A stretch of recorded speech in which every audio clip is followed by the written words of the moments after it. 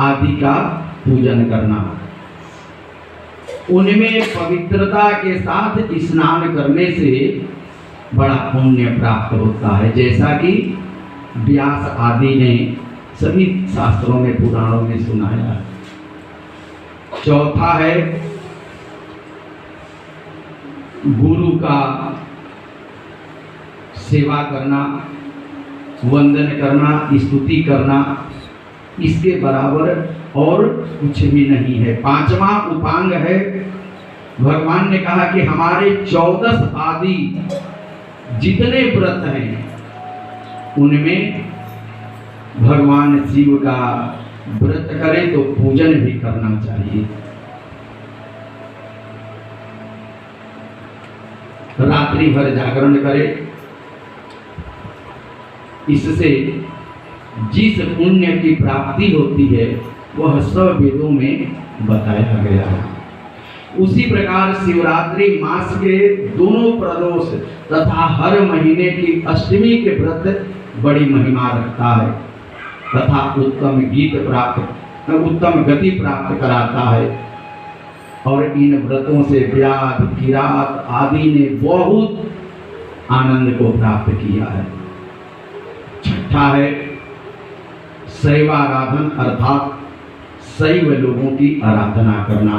इसके अंतर्गत जब किसी शिव भक्त को अपने यहाँ आता हुआ देखें तब उसका समुचित आदर, सत्कार, अभिनंदन करें और उसको अपने यहाँ देखकर अपने परिवार के साथ सकुटुंब प्रसन्न होकर सब प्रकार से उसकी सेवा में तत्पर रहना चाहिए। भगवान ने कहा कि देवी शुद्ध भोजन के द्वारा उसको भोजन कराए, यह सेवा आराधन भक्ति है। उसी के प्रताप से अधिकतर लोग तीनों लोकों के अधिपति हुए हैं। सातवां अतिथि है, अतिथि देवो भव, अर्थात जो कोई भी द्वार पर भिक्षा हेतु आए उसको यथाशक्ति कुछ न कुछ अवश्य देना चाहिए। इसमें लोक एवं परलोक दोनों ही बनते हैं। यह कभी भी भुला देने के योग्य नहीं है। आठवां उपांग है ब्राह्मण का सम्मान करना। इसके द्वारा बहुत से मनुष्यों ने परम पद को प्राप्त किया है। भगवान शिव कहने लगे कि हे देवी, मैं ब्रह्म शरीर हूँ, इसलिए ब्राह्मण की पूजा उसको मेरे समान समझकर करना चाहिए। नौवां उपांग है तीर्थ तथा क्षेत्रों में भ्रमण आदि करना और समर्थ तीर्थों में से 7 पुरियों का बृहद रूप से वर्णन किया गया है। उनमें आनंदवन अर्थात श्री काशी का बृहद मान है। इसलिए नियमित रीति के अनुसार बड़े ही प्रेम पूर्वक काशी जी की परिक्रमा करें तथा धर्म शास्त्र के कथनानुसार सब बातें ध्यान में रख कर करना चाहिए। सब तीर्थों का फल उसको प्राप्त हो जाता है। जिसकी मृत्यु काशी में होती है, यही बात वेदों में भी कही गई है। और 10वां बड़ा धर्म है अहिंसा, अर्थात किसी भी जीव को किसी भी समय कोई कष्ट न पहुंचाना। जिसने हिंसा को त्याग कर अहिंसा व्रत को अपनाया वह मानो संसार के समस्त धर्म को प्राप्त कर लिया है। यह अहिंसा व्रत भगवान शिव को अति प्रसन्न करने वाला है। भगवान ने कहा कि हे देवी, जिसके हृदय में तुम वास करती हो वही मुझे अत्यंत प्रिय है। लोग कलियुग में ज्ञान वैराग्य को कम चाहेंगे। उस युग में केवल भक्ति को ही प्रमुख समझना चाहिए। हे पार्वती, तुमने मुझसे जो कुछ पूछा मैंने उसका तुम्हें पूरी तरह से वर्णन कर दिया। ब्रह्मा जी कहने लगे कि नारद, माता सती ने भगवान शिव के ऐसे वचन सुनकर अपने आप को बड़ा सौभाग्यवती समझा, भाग्यवान समझा, और उन्होंने प्रेम पूर्वक भगवान से भक्ति के अंग पूछे तथा भक्ति के उपासना के प्रकार जिसके 5 अंग हैं सब माता सती ने पूछा। और भगवान शिव ने तंत्र शास्त्र का स्तोत्र, कवच, सहस्र नाम, पटल तथा पद्धति सहित और अनेक प्रकार यंत्र मंत्र चिटक आदि गुण सहित भगवान ने वर्णन किया। भगवान ने प्रेम में वृद्धि कराने वाली कथाएं तथा आनंद को उत्पन्न करने वाले बहुत सारे दृष्टांत वृतांत माता सती को कह सुनाए। अपने भक्तों को महिमा जिससे भक्ति के अंदर वृद्धि होती है, श्रद्धा उत्पन्न होता है तथा अनेक धर्म जैसे नृत्य धर्म अर्थात राजनीति, स्त्री धर्म, वर्ण आश्रम धर्म, पुत्र धर्म तथा संकर धर्म आदि का विस्तार पूर्वक वर्णन भगवान शिव ने किया। सामुद्रिक शास्त्र तथा ज्योतिष आदि शास्त्र भी सती को भगवान शिव ने सुनाया। इसी प्रकार शिव तथा सती कैलाश में निवास करते हैं और बहुत वर्षों तक महाराज शिव एवं सती आनंद करते रहे। तत्पश्चात सती ने अपने पिता के यज्ञ में भगवान शिव का अपमान देख क्रोध से अपने शरीर को प्राण रहित कर दिया। वही सती फिर हिमाचल के घर उत्पन्न होकर भगवान शिव के सेवा में पहुंची।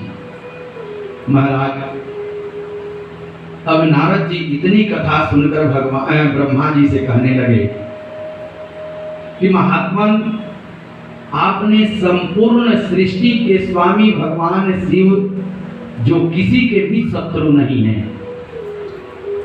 उनके साथ दक्ष ने किस प्रकार से बैर किया एवं क्यों किया, उनकी बुद्धि क्यों ऐसे भ्रष्ट हो गई, भगवान शिव ने अपनी शक्ति को किस प्रकार का त्याग किया तथा सती ने शिव जी का ऐसा कौन सा अपराध कर दिया था जो उन्हें अपने शरीर का त्याग करने को विवश होना पड़ा।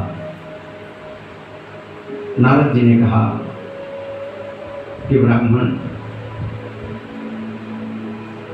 माता सती का जो अपमान हुआ वह किस प्रकार हुआ तथा जिन लोगों ने उनका अनादर किया था उन्हें सती ने भस्म क्यों नहीं कर दिया, वे स्वयं क्यों अपने शरीर का त्याग कर दी, आदि शक्ति होते हुए भी वे इस प्रकार अंतर ध्यान हुई। यह चरित्र मेरे हृदय में बड़ा संदेह को बढ़ावा दे रहा है। सबसे बड़ा आश्चर्य यह है कि सती दक्ष प्रजापति को अत्यंत प्रिय थी। फिर महाराज दक्ष ने उनके प्रति इस तरह के अप्रिय व्यवहार कैसे किए। जब इस प्रकार से नारद जी ने ब्रह्मा जी से प्रश्न किया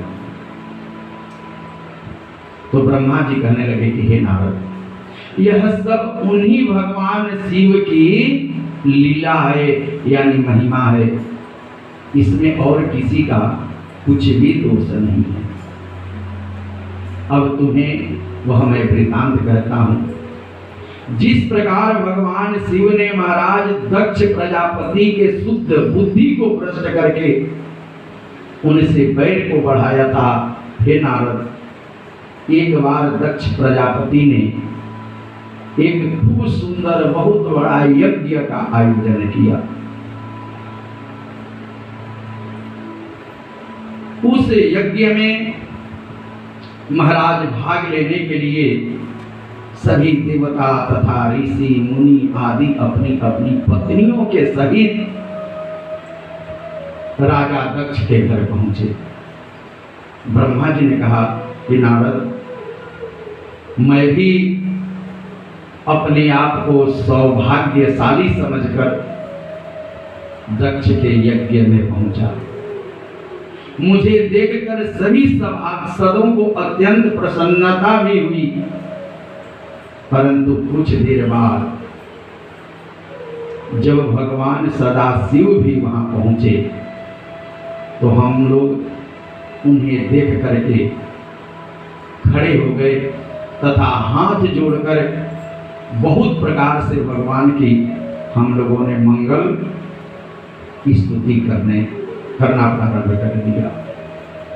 चारों तरफ जय जय जय शिव का नाद गूंज उठा। हमने प्रार्थना करते हुए कहा कि हे भगवान, आपने इस यज्ञशाला में उपस्थित होकर हम लोगों के ऊपर अत्यंत आपने कृपा की है।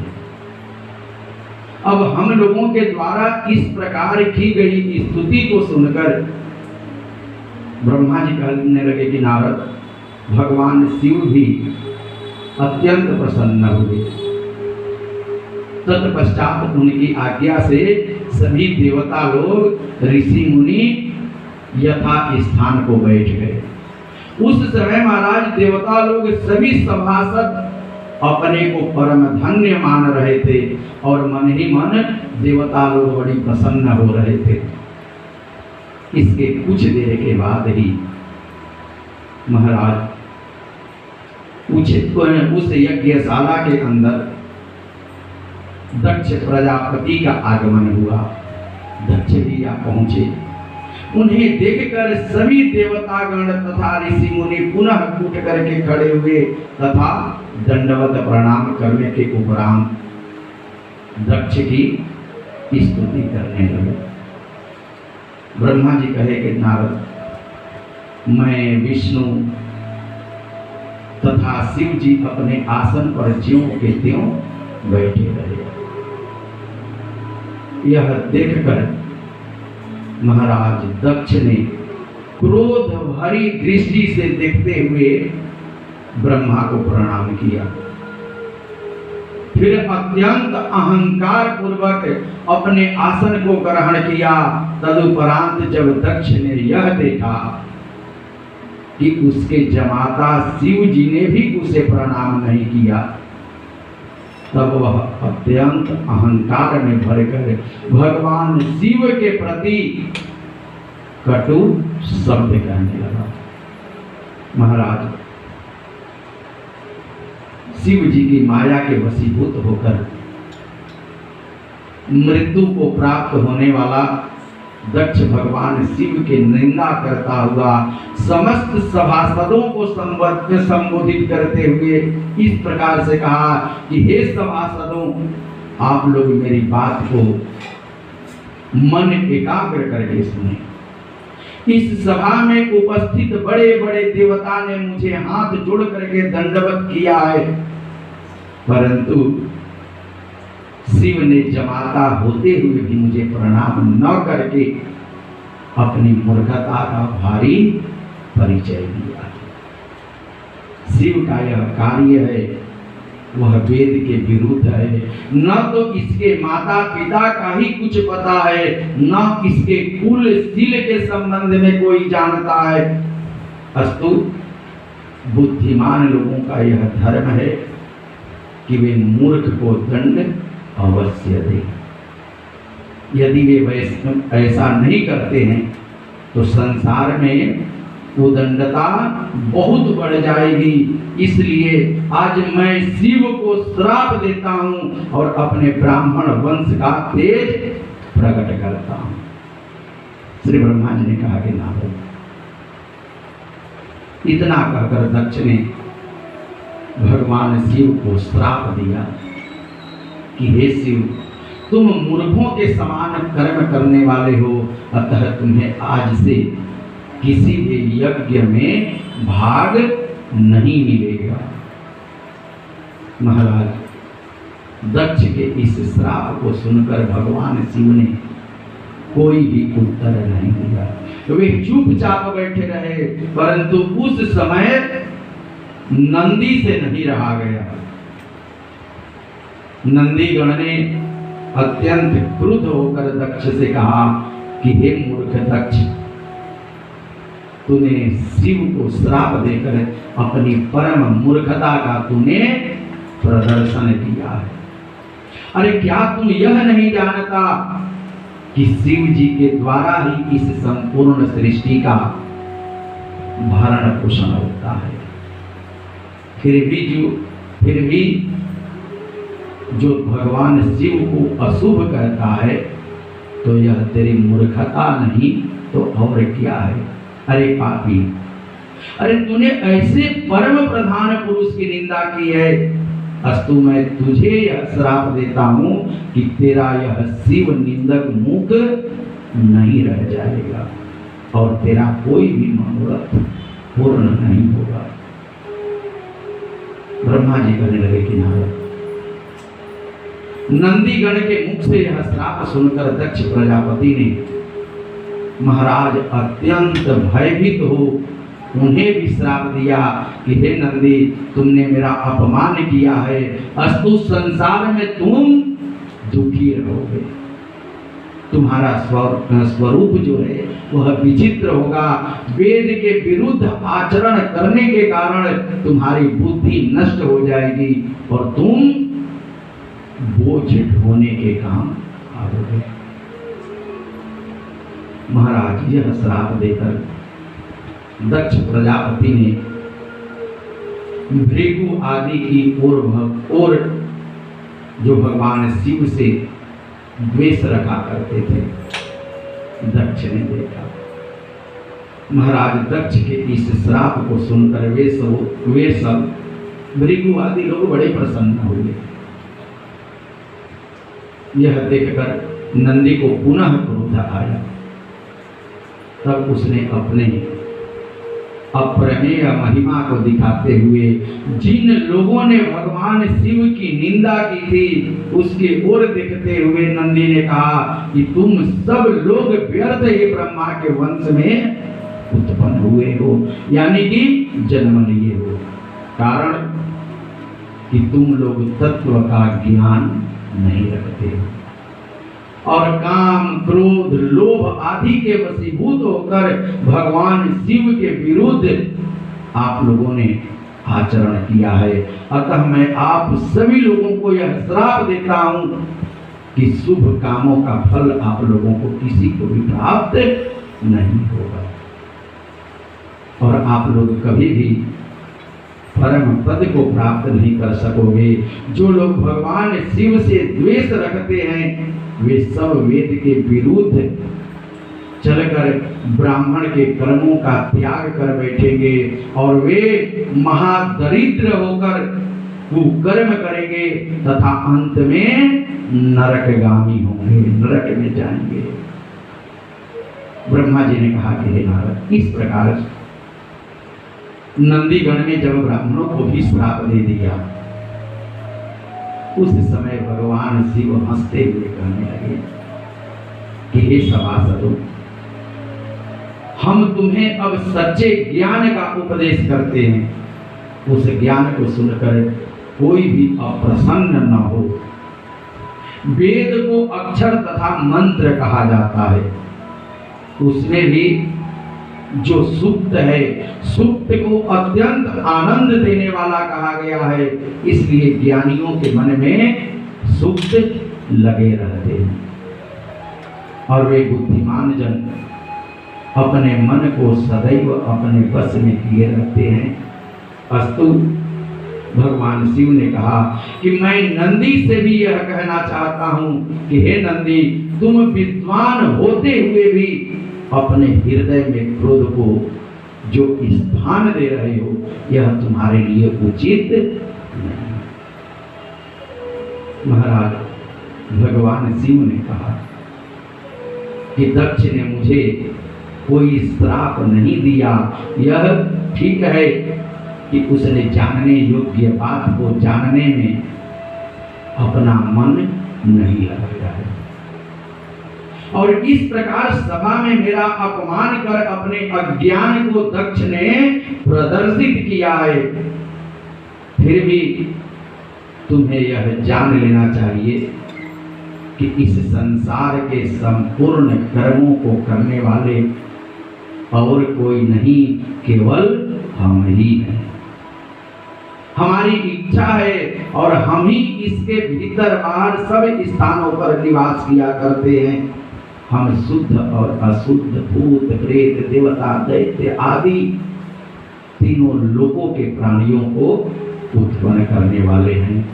भगवान ने कहा कि तुम्हें यह उचित होगा कि हमारे इन वचनों को सुनकर अपने क्रोध का त्याग कर दो और अब किसी को भी श्राप आदि मत देना। ब्रह्मा जी कहने लगे कि नारद, भगवान शिव के यह वचन सुनकर नंदीगण ने अपना क्रोध शांत कर लिया। तदुपरांत शिव जी कैलाश पर्वत को चले गए।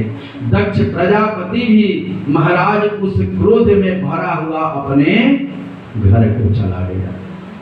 उस दिन से वह सदैव भगवान की निंदा ही निंदा करता रहा। यदि वह किसी शिव भक्त को देख लेता तो महाराज दक्ष को बहुत क्रोध आ जाता तथा भगवान शिव की माया से ऐसी अपरंपार है कि वह कब किससे क्या करा बैठे इसका कोई पता नहीं चलता। वह केवल भगवान शिव जानते हैं। ब्रह्मा जी ने कहा कि नारद, भगवान शिव की यह लीला अत्यंत ही पवित्र एवं शुद्ध है, जिसको पूर्ण रूप से वेद तथा पुराण भी नहीं जानते। अब मैं तुम्हें भगवान शिव के पावन चरित्र के विषय में और तुमसे कहता हूं। ब्रह्मा जी कहने लगे कि मैं एक बार भगवान शिव जी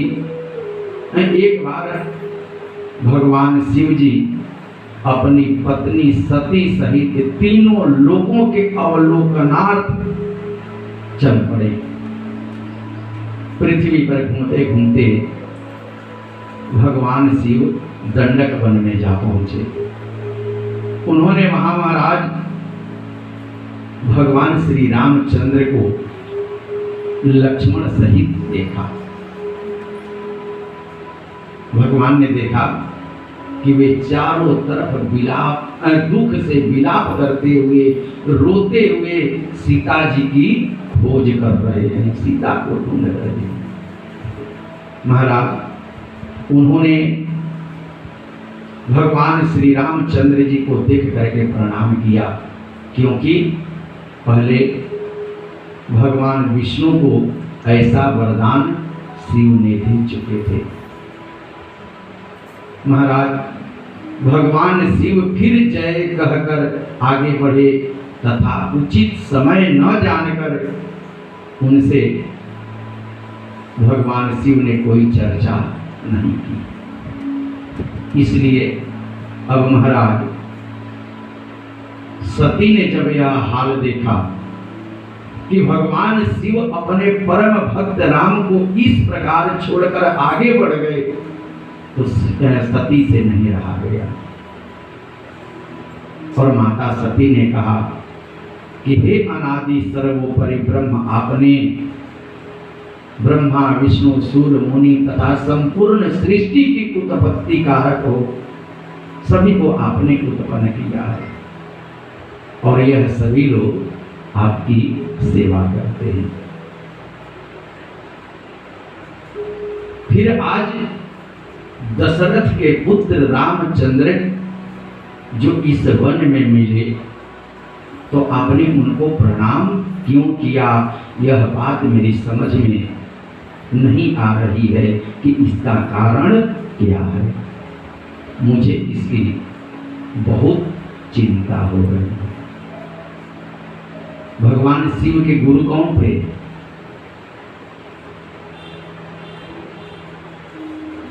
ओम नमः शिवाय, ओम नमः शिवाय, हर हर भोले नमः शिवाय। भगवान शिव के गुरु श्री राघवेंद्र राम थे। राम थे। और राम के गुरु कौन थे? भगवान शिव। सती ने कहा कि महाराज, यह बात मुझे समझ नहीं आ रही है। अब भगवान शिव ने जब सती को इस प्रकार से चिंतित देखा तो भगवान शिव कहने लगे कि हे सती, रामचंद्र जी रमा के पति विष्णु हैं, जो संसार के पालन का अधिकार रखते हैं। उनका अवतार जो हुआ है वह भक्तों के लिए ही है। फिर शिव ने सती को उनके अवतार लेने के कारण को भी बताया, परंतु फिर भी सती का मन संतुष्ट नहीं हुआ। महाराज, तब भगवान शिव ने विष्णु के अवतार के अनेक चरित्र सती को कह सुनाए, परंतु फिर भी उन्हें कोई संतोष नहीं मिला और नहीं सती को विश्वास हुआ। यह देखकर भगवान शिव ने पुनः सती से कहा कि हे देवी, यदि अगर आपको विश्वास नहीं है तो आप स्वयं जाकर के परीक्षा क्यों नहीं ले लेती? आप वही करो जिससे आपका संदेह दूर हो सके। और मैं यहाँ बट वृक्ष के छाया में बैठा हुआ तुम्हारी तब तक प्रतीक्षा करूंगा जब तक तुम परीक्षा लेकर लौट नहीं आओगी। महाराज, सती की आज्ञा पाकर, भगवान शंकर की आज्ञा पाकर संदेह युक्त होकर के सती चल पड़ी। उन्होंने अपने मन में विचार किया कि मैं किस प्रकार से जाकर के श्री राम की परीक्षा लूंगी। बहुत सोचने के पश्चात सती ने यह निश्चय किया कि मैं रामचंद्र जी के सम्मुख श्री सीता जी का रूप धारण करके जाऊं। यदि वे वास्तव में विष्णु होंगे तो मुझे अवश्य पहचान लेंगे, और यदि केवल राजपुत्र होंगे तो मुझे कदापि पहचान नहीं सकेंगे। यह विचार करके महाराज, माता सती ने सीता के रूप में हंसते हुए भगवान श्री राम की ओर चल गई। जब श्री राम की तरफ गई तो लक्ष्मण ने जब सती को इस स्वरूप में देखा तो आश्चर्य में आकर के लक्ष्मण ने यही जाना कि यह सती है, परंतु लक्ष्मण को पूर्ण ज्ञान न होने के कारण लक्ष्मण सती से कुछ भी नहीं कर सके। परंतु जब रामचंद्र जी ने सती को ऐसे छल स्वरूप में देखा तो राघवेंद्र हंसने लगे तथा शिव शिव कहते हुए कहने लगे, जिसका ध्यान करने से संपूर्ण दुख तथा भ्रम दूर हो जाता है और जिसके हृदय में सदा शिव का हर समय स्थान है, आपने उसे धोखा देने का प्रयत्न किया है। यह जो हो रहा है सब भगवान शिव की ही माया है। धन्य है ऐसी माया जो सबको इस प्रकार अपने फेरे में डाल करके नचाती रहती है। इसके पश्चात भगवान श्री राम ने अत्यंत नम्रता के साथ विनम्र भाव से अपना पिता सहित नाम लेकर पूछा कि हे माते, भगवान शिव कहाँ हैं? आप उनसे अलग वन में अकेली क्यों भ्रमण कर रही हैं? आपने अपना स्वरूप का त्याग क्यों किया, यह रूप क्यों आपने धारण किया है। अब महाराज माता सती यह सुनकर आश्चर्यचकित हुई तथा उन्होंने सदाशिव का ध्यान कर भगवान श्री रामचंद्र जी को विष्णु का अवतार मान लिया, जान लिया। फिर वे अपना रूप धारण कर रामचंद्र से कहने लगी कि अब मुझे पूर्ण विश्वास है कि आप ही विष्णु के अवतार हो, जिन्होंने राजा दशरथ के यहाँ अवतार लिया है। परंतु एक शंका है, वह मैं आपसे पूछ रही हूँ। वह शंका है कि भगवान शिव जी आपका चतुर्भुजी रूप स्वरूप देखकर कभी इतने प्रसन्न नहीं हुए जितने यह स्वरूप देखकर भगवान आज प्रसन्न हुए। अत्यंत प्रेम से उनकी अश्रु बह चले तथा वे आपकी प्रशंसा करने लगे। हे राम, मुझे सत्य बताओ कि इसका मुख्य कारण क्या है। महाराज माता सती के मुख से ऐसे वचन सुनकर श्री राघवेंद्र जी प्रेम विह्वल हो गए तथा उनके नेत्रों से अश्रुधारा प्रवाहित होने लगी और उन्होंने बड़े ही प्रेम निमग्न होकर चाहा कि उसी समय चलकर भगवान शिव को देखे, परंतु उचित समय न जानकर तथा सती की आज्ञा पाकर उन्होंने केवल भगवान शिव का ध्यान ही किया। फिर राघवेंद्र ने कहा कि आज मैंने उसे देखा जो तीनों लोगों में प्रकट दिखाई नहीं देता है। यह मेरा सौभाग्य है कि मैंने उस स्वरूप का आज दर्शन किया है। मेरे भाग्य धन्य हैं क्योंकि उनकी मेरे ऊपर ऐसी कृपा है जिसका ध्यान सिद्ध मुनि देवता आदि करते हैं तथा वेद स्तुति में किया करते हैं, जिनकी कृपा से व्याध किरात नंद पंचक की स्त्री हर्यक्षा तथा इंद्रद्युम्न को परम पद प्राप्त किया है। भगवान शिव ने किसके ऊपर कृपा नहीं की है। महाराज इतना कहकर श्री राघवेंद्र सती से बोले कि हे देवी, शिव जी ने मुझे जो प्रणाम किया है उसका यही एकमात्र कारण है कि वह मुझ पर हमेशा प्रसन्न रहते हैं।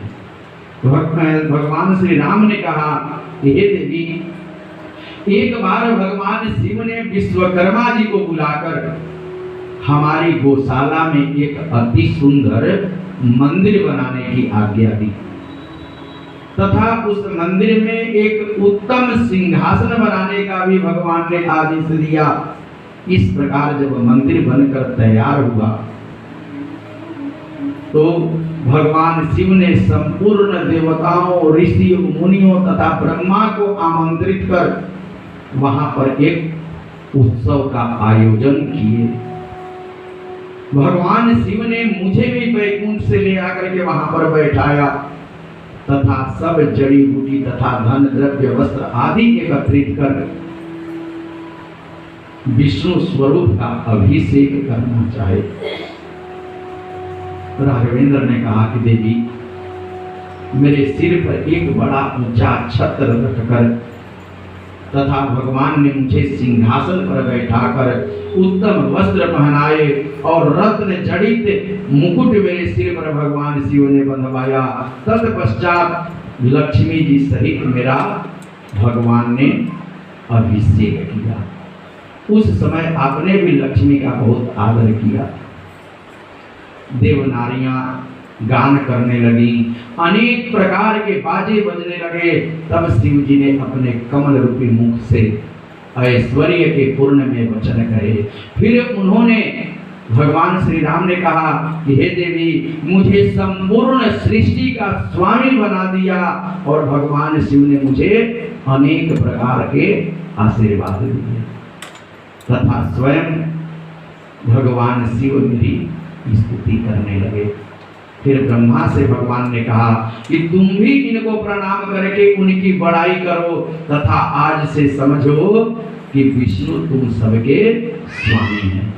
ये सबको आनंद प्रदान करेंगे तथा तुम सबकी इच्छाओं की पूर्ति करोगे। महाराज, भगवान शिव का यह आदेश सुनकर सभी देवताओं ने भगवान श्री नारायण को प्रणाम किया। चारों ओर से जय जयकार का शब्द गूंजने लगा।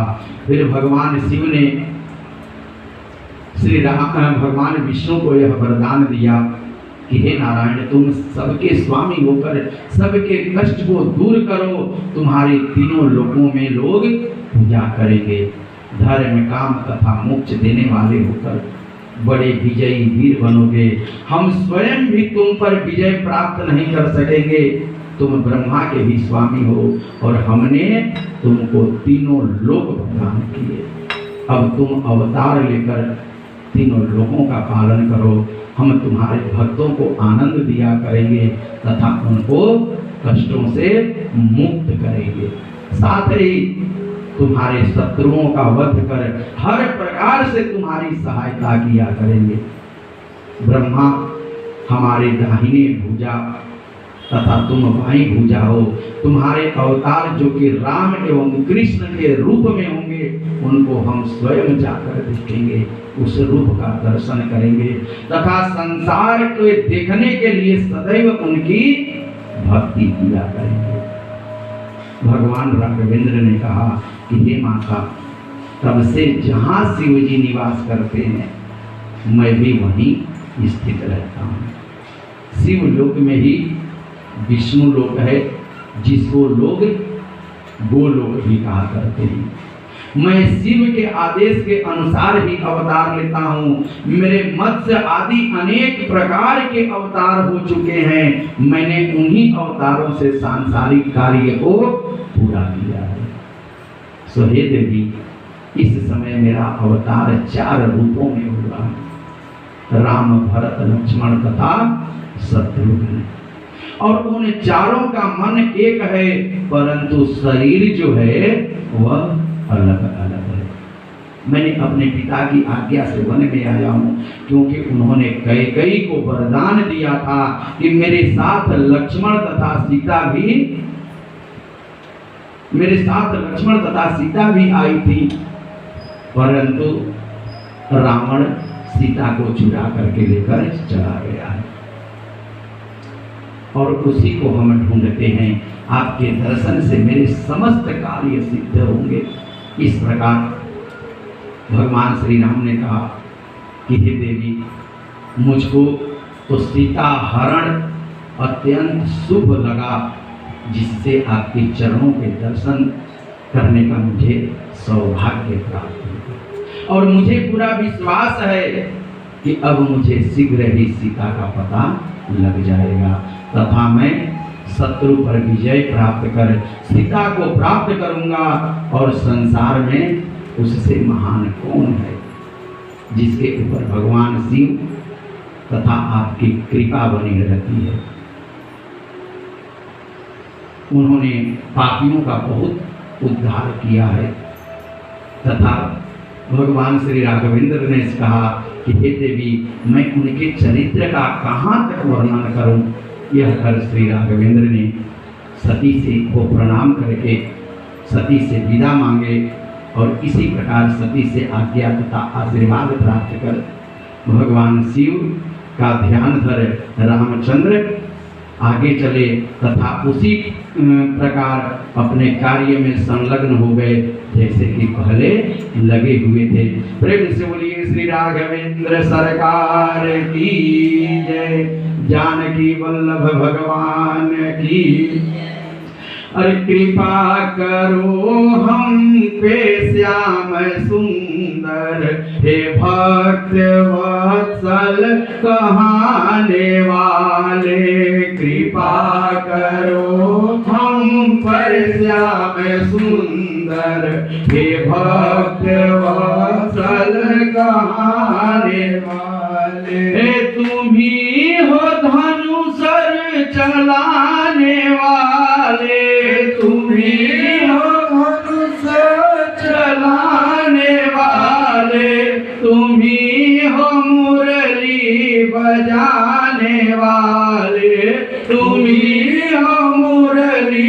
बजाने वाले, कृपा करो हम पर श्याम सुंदर, हे भक्त वत्सल गाने वाले, कृपा करो हम पर श्याम सुंदर, हे भक्त वत्सल गाने वाले।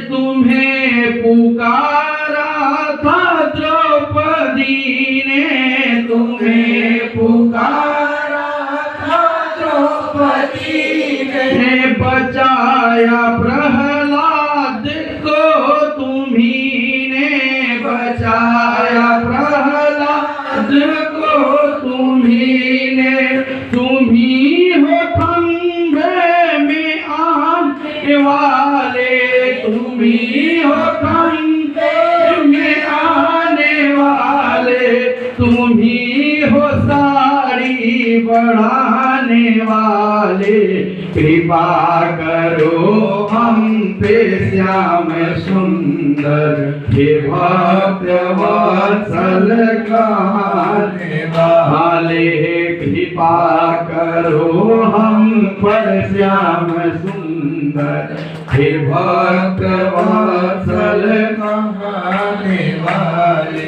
तुम्ही ने ब्रज से प्रलय हटाया, तुम्ही ने ब्रज से प्रलय हटाया, नख पे तुम्ही ने ब्रज से प्रलय हटाया, तुम्ही ने ब्रज से प्रलय हटाया, समुद्र में सेतु भी बनाया, समुद्र में सेतु भी बनाया, पे जल पे पत्थर तैराने वाले, जल पे पत्थर तैराने वाले, नख पे गिरवर उठाने वाले, कृपा करो हम पर श्याम सुंदर, हे भक्त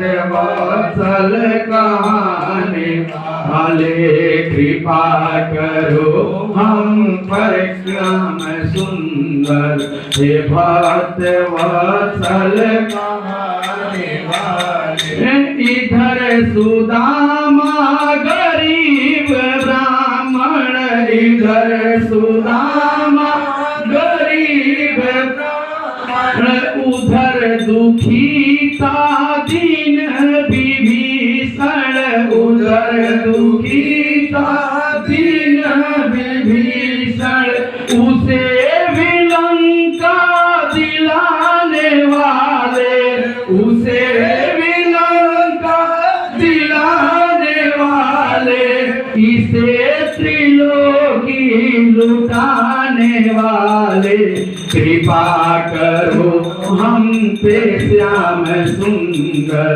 हे भक्त वत्सल गाने वाले, कृपा करो हम पे श्याम सुंदर, हे भक्त वत्सल गाने वाले, कृपा करो हम पे श्याम सुंदर, हे भक्त वत्सल गाने वाले। प्रेम से बोलिए भक्तवत्सल भगवान की, श्री राघवेंद्र सरकार की, श्री जानकी वल्लभ भगवान की, श्री उमापति महादेव की।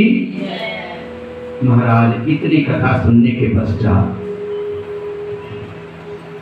पुनः श्री नारद जी ब्रह्मा जी से कहने लगे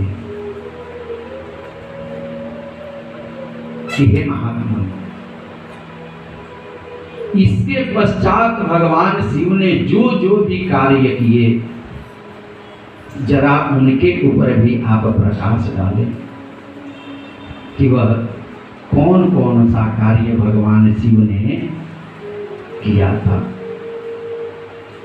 तो ब्रह्मा जी कहने लगे कि नारद सुनो, सती को राघवेंद्र का वृतांत सुन अत्यंत आनंद प्राप्त हुआ, परंतु महाराज उन्हें अपने कर्म का विचार कर बहुत चिंता हुई।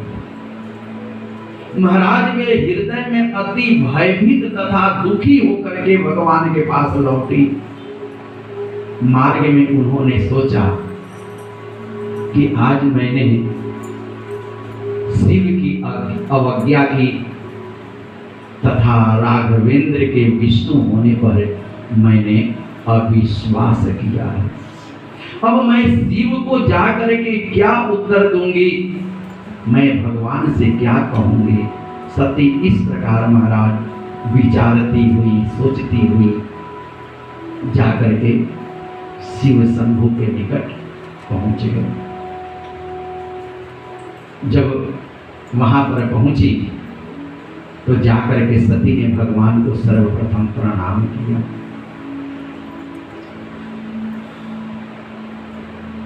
तत्पश्चात भगवान शिव ने सती से कुशल क्षेम बड़े हंस करके पूछे कि हे सती, तुमने राघवेंद्र की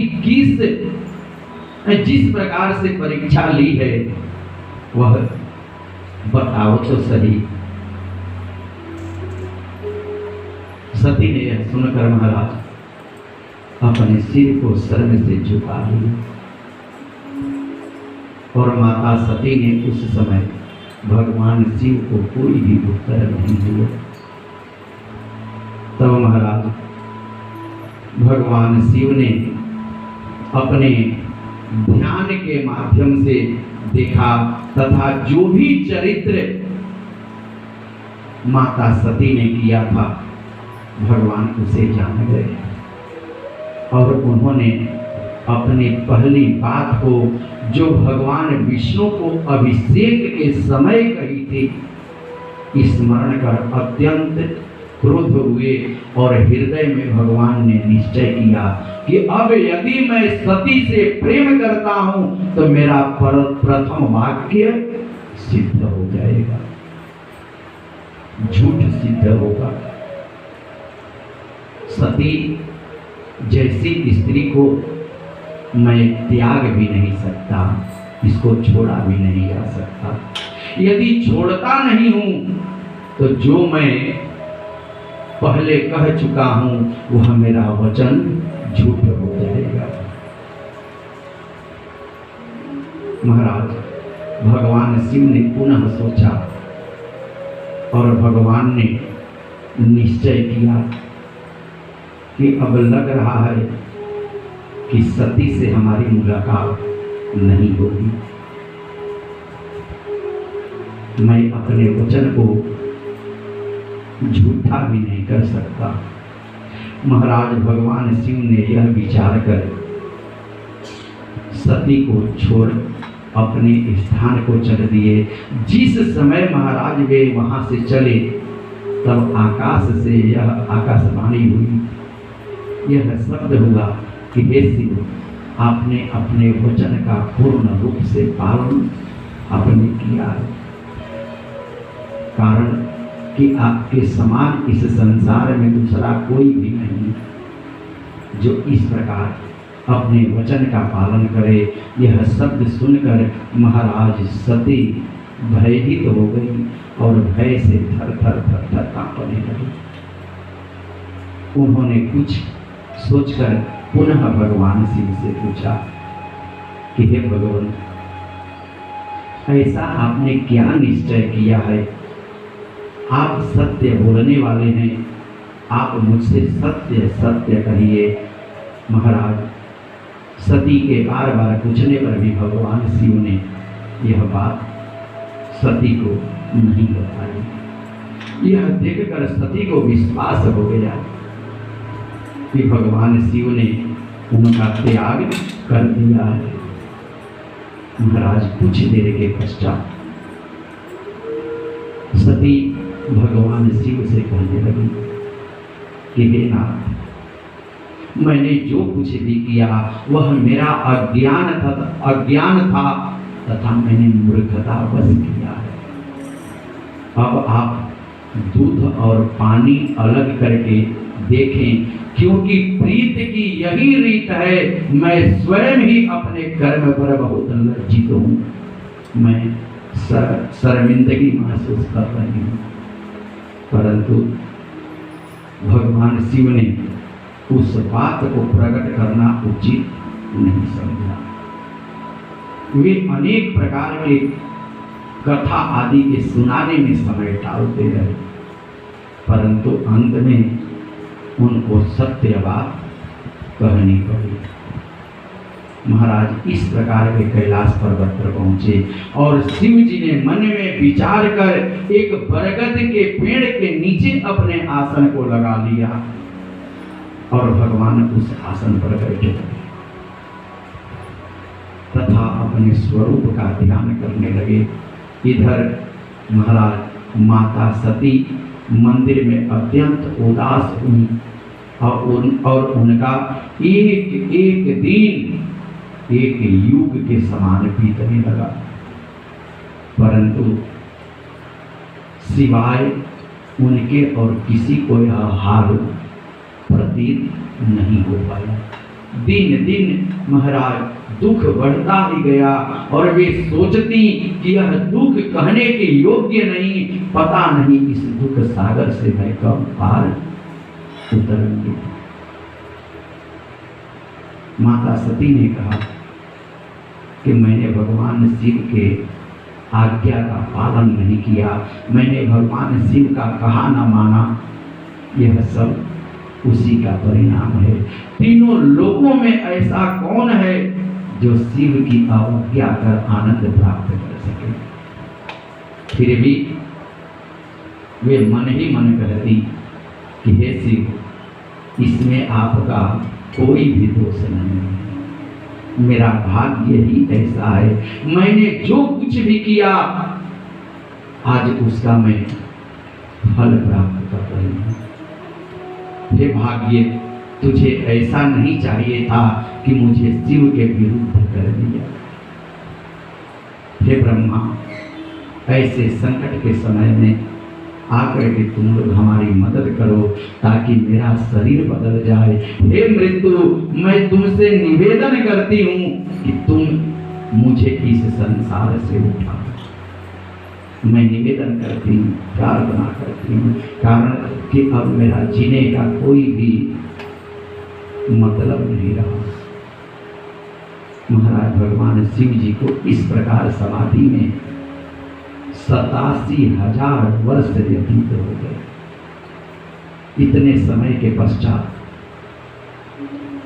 वे समाधि से जागे तो उन्होंने अपने सती को अपने सामने खड़े हुए देखा। शिव जी ने उनको सती को अपने सम्मुख बैठाया तथा उस बात को समाप्त कर भगवान ने अन्य बातें प्रारंभ कर दी जिससे सती को किसी प्रकार का कोई दुख न हो। इस प्रकार सती प्रसन्न रहने लगी। शिव ने भी अपने प्रण को तोड़ा नहीं। यह कोई आश्चर्य की बात नहीं कि सती को पिछली बात का दुख न हुआ तथा वे सभी बातें भूल गई जिससे प्रत्येक शरीर में है। बहुत से ऋषि लोग यह कहते हैं कि शिव और शक्ति का बिछोह यह पीछे के वचन है। शिव के चरित्र हर कल्प के अलग अलग हैं। कल्प भेद का हाल किसको ज्ञात है। वे जो कुछ करें सब उचित है, इसमें किसी प्रकार का संदेह नहीं करना चाहिए। शिव तथा शक्ति का भेद अत्यंत गुप्त एवं कठिन है, उसको कोई नहीं जान सकता। शेष तथा विष्णु भी उनके चरित्र का वर्णन नहीं कर सकते। यह जानकर समस्त भक्तों को उचित होगा कि संदेह से रहित होकर भगवान की पूजा करें। ब्रह्मा जी ने कहा कि हे नारद, इस प्रकार जब बहुत समय व्यतीत हुआ तब शिव ने अपना वह चरित्र किया जिसको देखकर सभी लोगों की बुद्धि जो थी वह भ्रम में पड़ गई। ब्रह्मा जी कहने लगे कि नारद, जब हमने दक्ष प्रजापति का अभिषेक कर उसको सभी प्रजापतियों के अधिकार प्रदान किए तो वह दक्ष अहंकार में लीन हो गया महाराज, जिसके कारण उसकी बुद्धि जो थी वह भ्रष्ट हो गई। उस समय दक्ष ने संपूर्ण सामग्रियों को एकत्रित कर प्रजापति दक्ष यज्ञ करने की इच्छा से सभी बड़े बड़े विद्वान ऋषियों को अपने यहाँ पर बुलाए।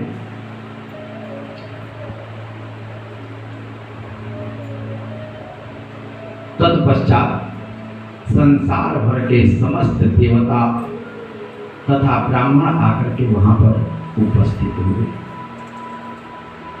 अग्नि भी महाराज अपने गणों के सहित यज्ञ में पहुंचे। अन्य देवता भी उनके बुलावे पर विष्णु सहित प्रसन्नता पूर्वक यज्ञ में सम्मिलित हुए। देवराज इंद्र अपनी पत्नी सची के सहित ऐरावत पर चढ़ करके वहां पहुंचे। सभी लोग अपने अपने वाहन पर चढ़कर अपने पत्नी के सहित उस यज्ञ में उपस्थित हुए।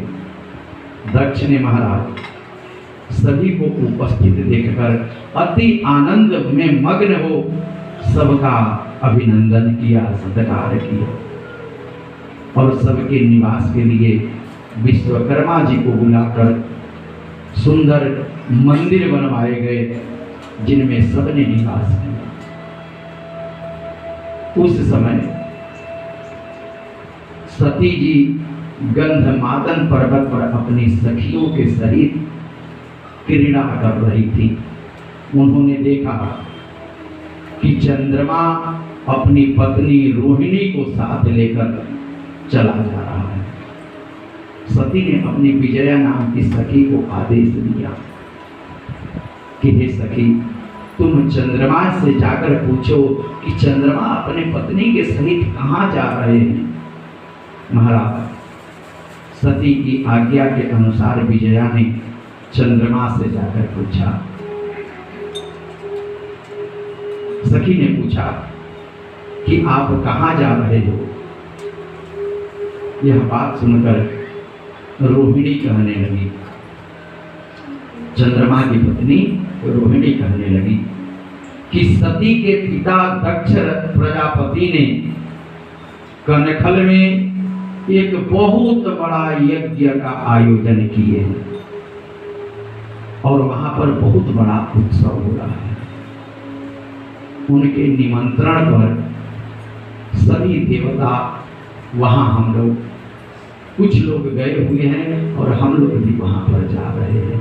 ब्रह्मा तथा विष्णु भी वहां शोभायमान है।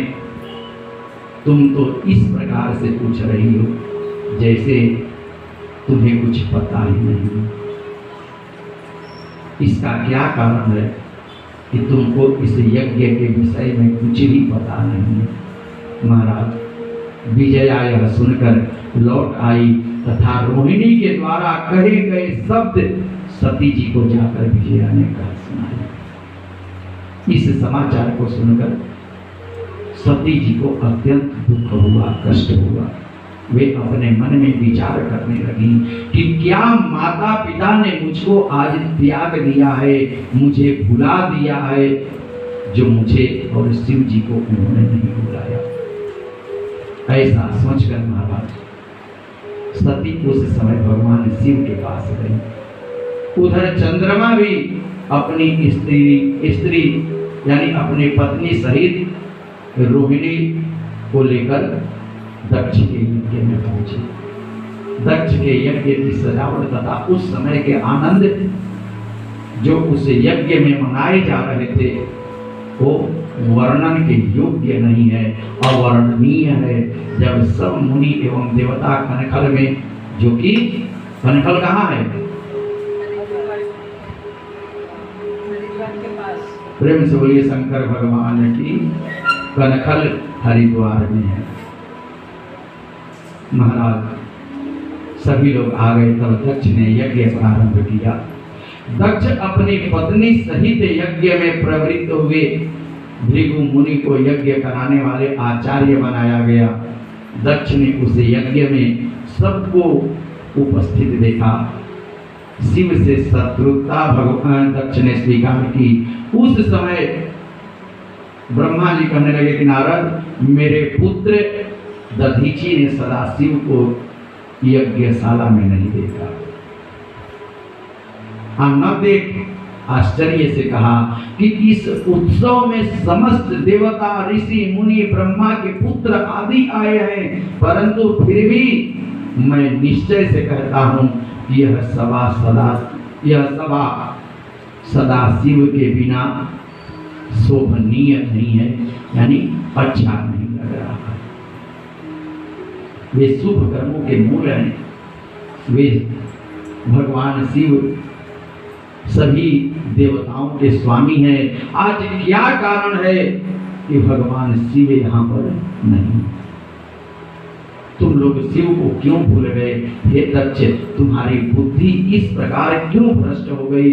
अभी कुछ भी नहीं बिगड़ा है। तुम सब देवताओं, ऋषियों, ब्रह्मा विष्णु को साथ लेकर शिव को प्रसन्न करके यहाँ पर लेकर के आओ। साथ में सती जी को भी प्रसन्न करके यहाँ ले आओ। यह निश्चय समझ लो कि बिना शिव के यहाँ आए यह यज्ञ पूर्ण नहीं हो पाएगा। आश्चर्य है, ऐसे देवता को जिसका स्मरण करने, ध्यान करने अथवा नाम लेने से संपूर्ण यज्ञ पूर्ण होता है, समस्त मनोरथ सिद्ध होते हैं। आप लोग क्यों भूल गए? उन्हें यहाँ क्यों नहीं आप लोगों ने बुलाया? मैं पुनः आप लोगों से कहता हूँ कि जब तक शिव यहाँ पर नहीं आएंगे तब तक यह यज्ञ पूर्ण नहीं होगा। महाराज दधीच जी के ऐसे वचन सुनकर दक्ष अत्यंत क्रोधित हुआ तथा हंसकर कहने लगा कि हे दधीची, यहाँ पर सब देवताओं के स्वामी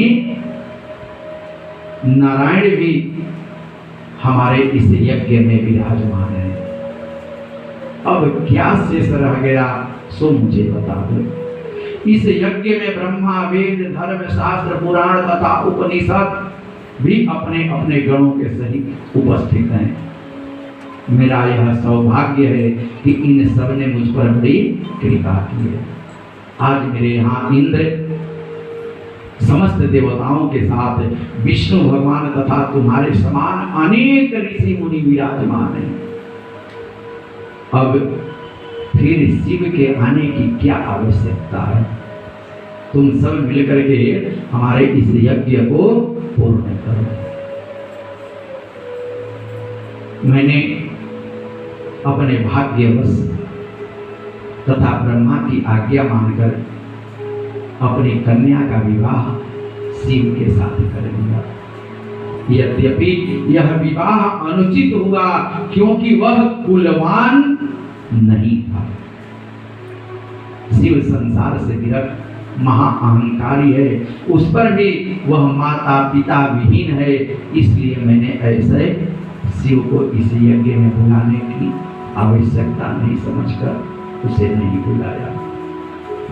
दधीची, मैं आपसे कहता हूं कि तुम पुनः ऐसे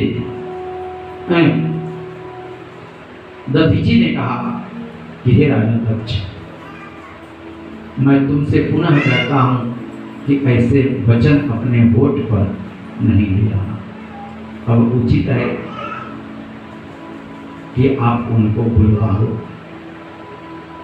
यह सुनकर दक्ष ने कहा कि हे ऋषि मुनि, अब आप सभी लोग मिलकर मेरे इस यज्ञ को पूर्ण करके मुझे आनंद प्रदान करो।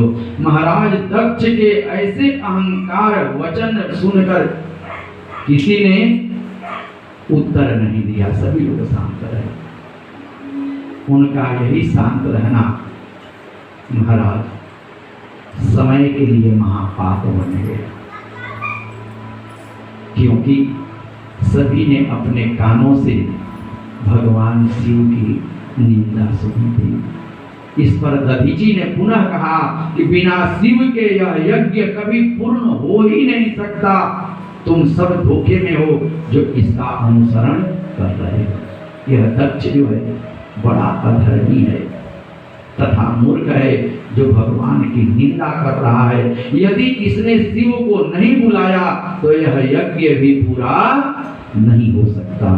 जो इस यज्ञ में रहेगा वह भी दुख का भागी बनेगा। यह कहकर दधीची महाराज उस सभा से उठकर चले गए तथा बहुत से ऋषि मुनि भी दुखी होकर वहां से उठकर खड़े हो गए। ऐसे ऋषियों को अपनी सभा से जाते थे। दक्ष ने महाराज अत्यंत प्रसन्नता से कहा कि यह बहुत अच्छी बात हुई जो शिव के प्रेमी तथा भक्त जो मुझे दुख दे रहे थे उठकर यहाँ से चले गए। अब तुम सब लोग मिलकर मेरे इस यज्ञ को पूर्ण करो। दक्ष की बात सुनकर महाराज यज्ञ का कार्य प्रारंभ हो गया। प्रेम से बोलिए शंकर भगवान की, उमापति महादेव की।